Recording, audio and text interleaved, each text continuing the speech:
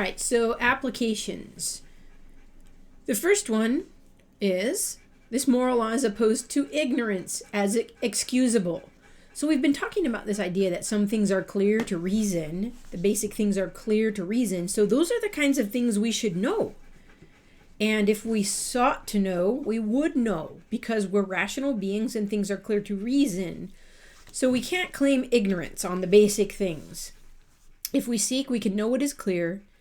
And if we knew what was clear about ultimate reality, we could remove oppression that's justified by false worldviews. Now, this is going to be hard for us to think about because we live in a society that thinks nobody could really know, and everybody's, got their own views. Nobody knows what's true. We can't say, that view is false and oppressive, but we're going to have to get some courage and say that because some worldviews are oppressive, and they're oppressive because they don't speak the truth about human nature. Now, I'll give you one that's a little easier to see from where we are in the West, but maybe it's hard because we have to do philosophy to take it captive. How about the caste system in India? Are we willing to say that that's oppressive? The caste system is supported by a worldview that says this life isn't real. Nothing is real. And so the oppression that you feel isn't real. It's only because of your bad karma. And once you work off your karma, next time around, you'll have a better incarnation. And eventually you'll be released from the cycle of reincarnation. So you need to just do your duty in this life. And if that means you're on the bottom rungs of society, that just means you've done bad things in the past.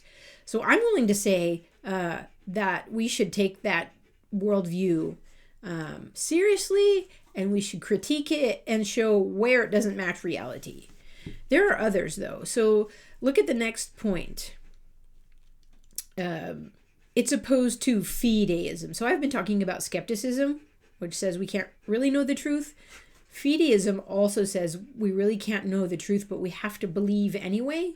And there are many belief systems that are fideistic, based on belief without proof. So fideism is not knowledge, and it's not based on understanding. It declares what is believed to be true without answering objections.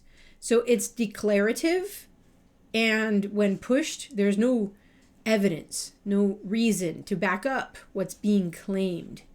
So it nullifies its own testimony. Now think about this. If we were in the court of law, we were being questioned, grilled by a lawyer, and we said, well, I just believe it.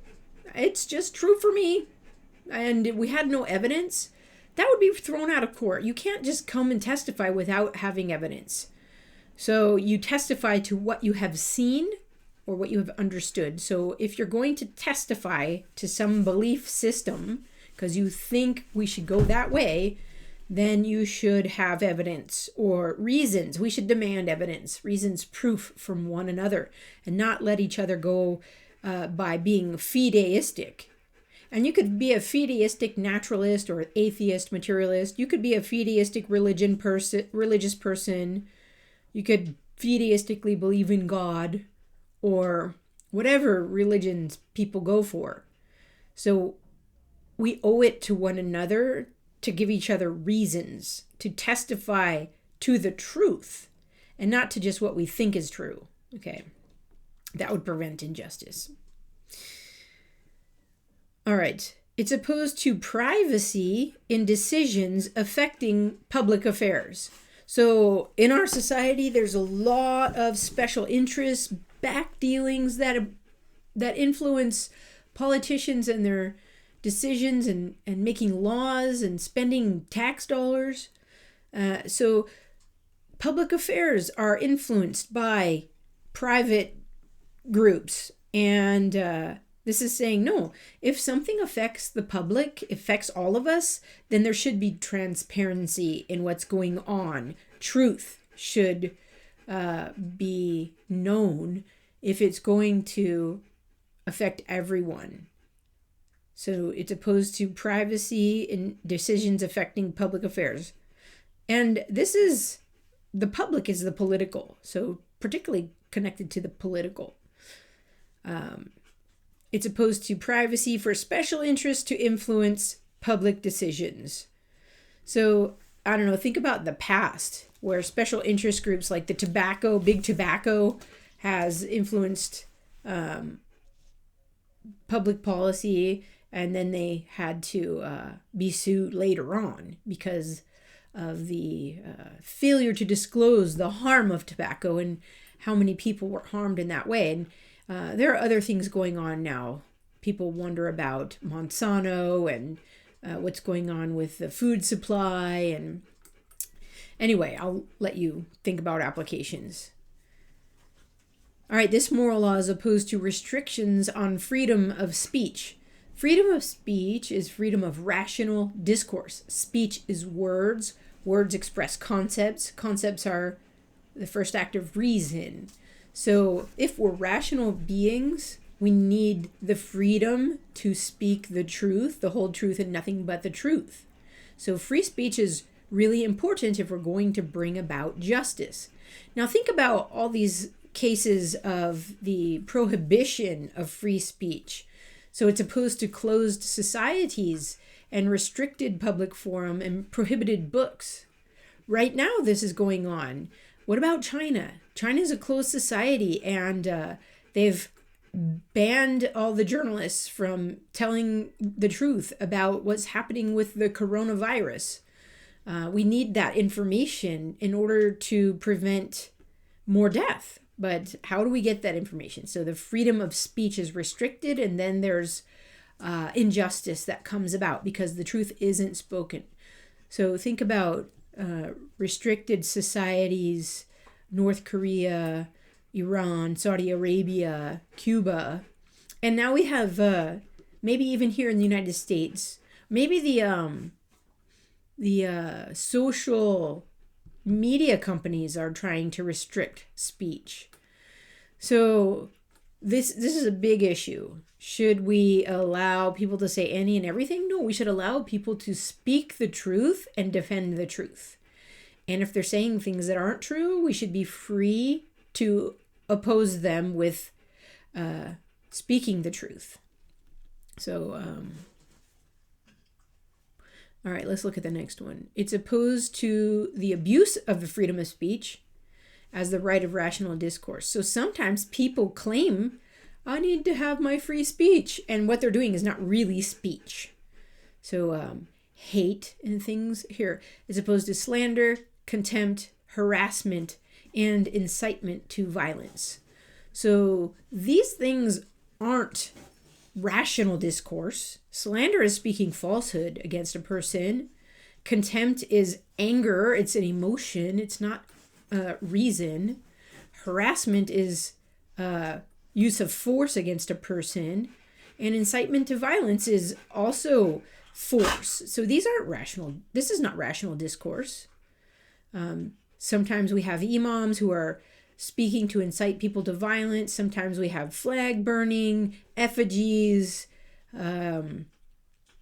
hate groups that are marching in the streets against people that are minority groups.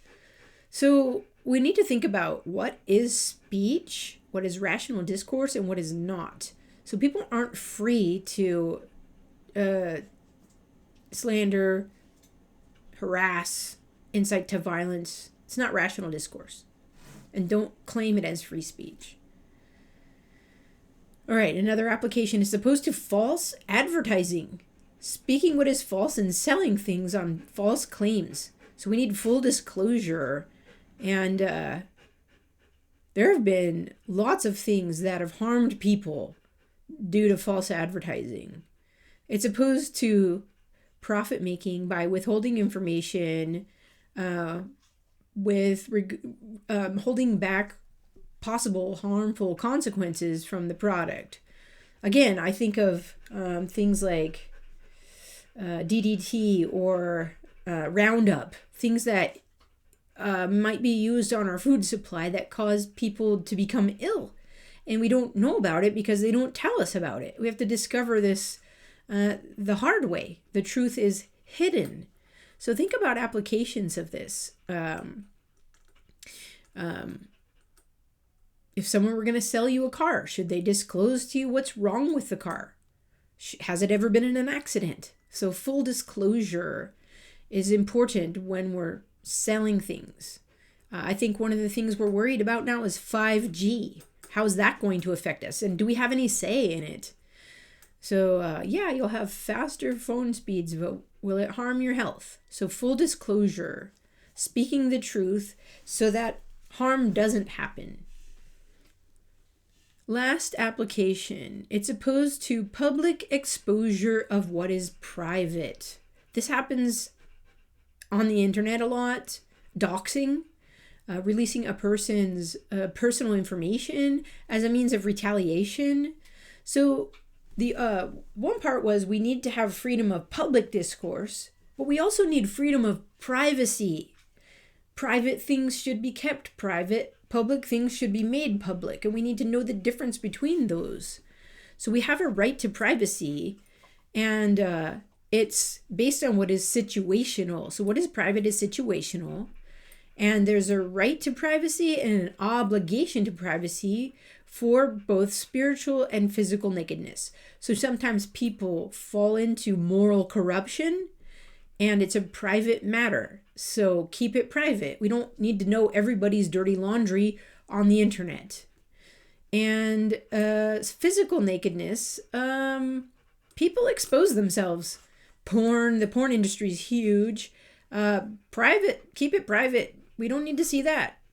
So, yeah. So what is private is situational, and we have a right to privacy for situational things.